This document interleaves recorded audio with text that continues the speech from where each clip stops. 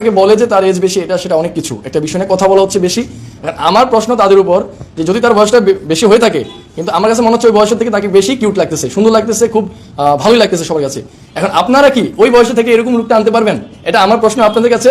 এবং আমি বলবো যে আপনাকেও যদি একটা জায়গায় দাঁড়া করানো হয় এবং ওকে দাঁড়া করানো হয়, আমার মনে হয় না যে আপনাকে চুজ করবে, আমার মনে হয় না ওকে করবে, অলরেডি করতেছে। তো এখন আমার মনে হয় না যেটা পচানো হচ্ছে বা ওকে দুঃখ দেওয়া হচ্ছে, আমার মনে হচ্ছে যে তারা প্রশংসাই করতেছে, গালি দিতে গিয়ে উল্টা প্রশংসা হয়ে যাচ্ছে।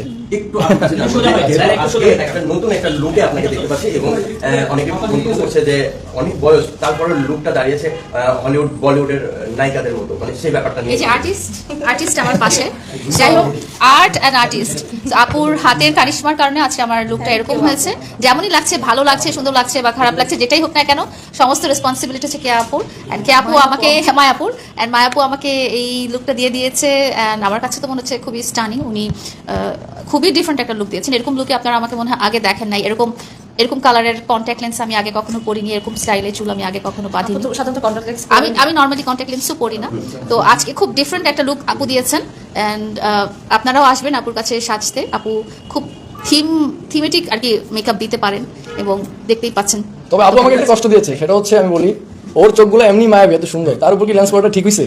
এই লেন্স থেকে তো নেচেন অনেক আগুন। তুমি আগে এই কথা বলছেন, আমাকে অ্যানসার করো। সকাল থেকে আমাকে কেন জ্বালাচ্ছ যে আজকে আমার পরীকে পরীর মতো সাজায় দাও? আমি বললাম পরী তো, আবার কিসের পরী বানাবো? না, এখন পরী প্রো ম্যাক্স হয়ে গেছে।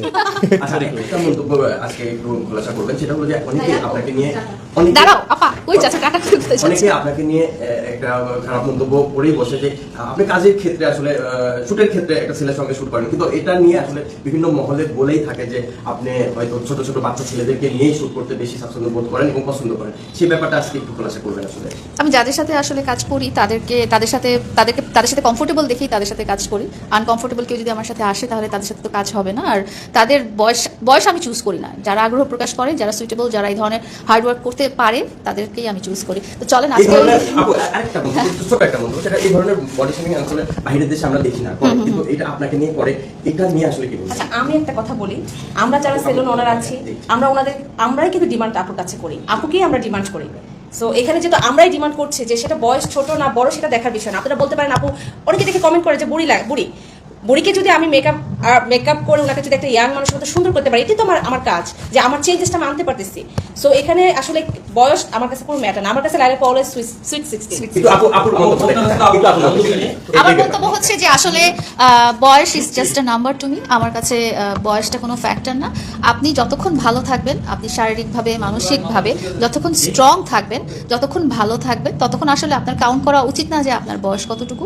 আপনার পার্সোনাল ক্ষেত্রে আপনি বয়স অনুযায়ী নানা রকম অ্যাক্টিভিটিস করতে পারেন বা পারেন না, বাট আপনার কাজের ক্ষেত্রে আই থিঙ্ক বয়স ডাজন্ট রিয়েলি ম্যাটার। আপু সামনে আপনাকে বিজ্ঞাপনে দেখবো কিনা, বড় অবশ্যই দেখবেন, আপনারা সবসময় দেখতে থাকবেন। যেহেতু এখন আমি ডিসাইড করেছি যে আমি যতটুকু সম্ভব বিজি থাকার আমার এই সেক্টরটাতে আমি অবশ্যই কাজ করব এবং যতগুলো ভালো অপরচুনিটিস আসবে সবগুলোতেই আমি পার্টিসিপেট করব। আরেকটা মন্তব্য নেব, সেটা হলো যে অনেকে মন্তব্য করে যে আপনাকে সিনেমাতে চাই, অনেকেই বলে